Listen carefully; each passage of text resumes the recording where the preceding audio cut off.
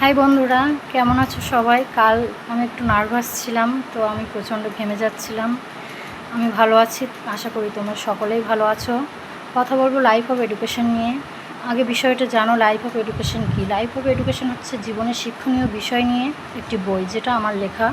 আমার নাম নাজমুন নাহার।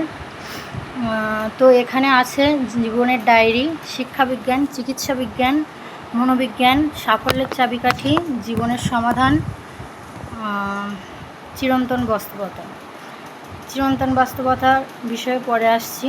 আগে জীবনের ডায়েরিটা তোমাদের বলি। মনে রাখবে, ব্যর্থতাই সফলতার চাবিকাঠি। জীবনের রাস্তায় তুমি যে কোন পথে হাঁটবে সেটা নির্বাচন করা খুবই জরুরি। যে পথ তুমি নির্বাচন করবে, যতই বাধা আসুক সে পথে এগিয়ে যেতে হবে। না হলে যতটা রাস্তা তুমি এগিয়ে গিয়ে আবার পিছিয়ে আসবে নতুন পথ খোঁজার জন্য, জীবনের ততটা সময় তুমি অপচয় করে ফেলবে। অন্যেরা তোমাকে পার করে এগিয়ে যাবে আর তুমি তাদেরকে দেখে আফসোস করবে। যদি 5টি পথ অবলম্বন করো, 5টি পথেই তোমাকে হাঁটতে হবে। তাতে সব পথে তুমি সমাধান পাবে না, উপরন্তু যে পথে সমাধান ছিল সে পথটিও হারাবে।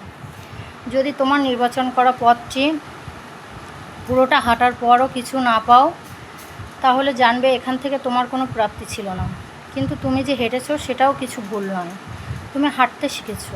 অন্তত পক্ষে হোঁচট খেলে আর পড়বে না, বা পড়লেও উঠে দাঁড়াতে পারবে। এটা জীবনের চলার পথে একটা বড় প্রাপ্তি।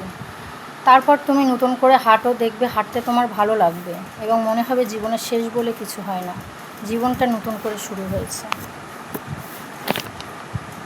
আবারও নতুন করে হাঁটতে ইচ্ছে হবে, জীবনে আশার আলো খুঁজে পাবে। তারপরও যদি হেরে যাও, এমনকি বারবার হেরে যাও, তবুও হাঁটবে, কারণ জানবে এটাই তোমার প্রাপ্তি ছিল। জীবনে কিছু না পাওয়াটাও একটা বড় প্রাপ্তি।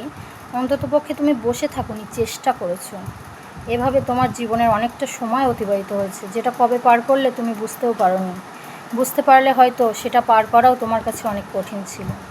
আজকের নিউজ এইটুকুই। কাল আবার দেখা হবে। ভালো থাকবেন এবং সকলকে ভালো রাখবেন। আল্লাহ হাফেজ।